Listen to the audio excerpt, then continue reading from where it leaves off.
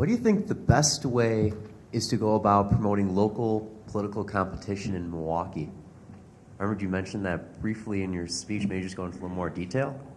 Yeah, I think that it's very interesting that if single-party countries are bad for people, single-party cities are bad for them too.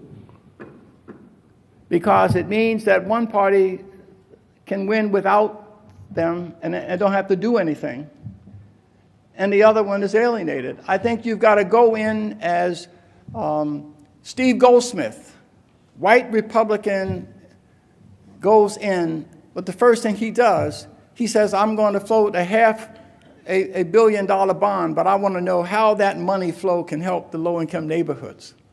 So he brought us in to connect him with the neighborhoods, and he contracted with churches to maintain the parks and let them hire young people in the neighborhoods to maintain the parks. We got together 60 of the local small businesses into a neighborhood-type chamber of commerce, and the city contracted with clusters of these neighborhood businesses. We connected the mall operators with the neighborhood businesses. I call them enterprise partners. The way they can do is that we have a church in Indianapolis that has 10 entrepreneurs. It's one of a high crime area.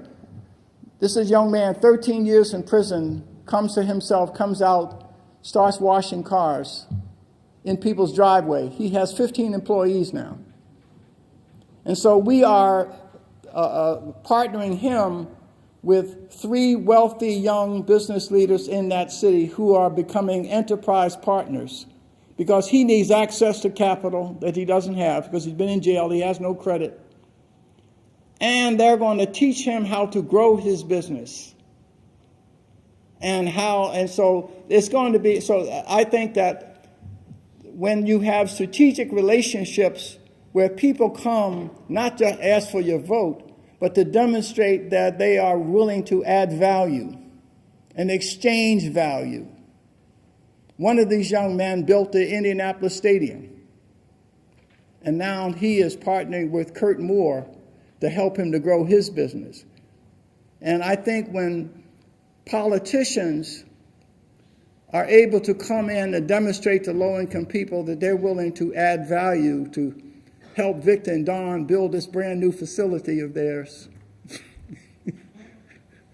I think when you come in and begin to add value, then you have a right to then ask people for their vote. But you've earned it. I would like to see Democrats and Republicans compete over who's going to build the building first. That's the kind of competition that we need to excite in the country. And that's why I'm bringing Paul Ryan around. It's interesting. Paul probably has met more low-income black leaders than a lot of other people in Washington.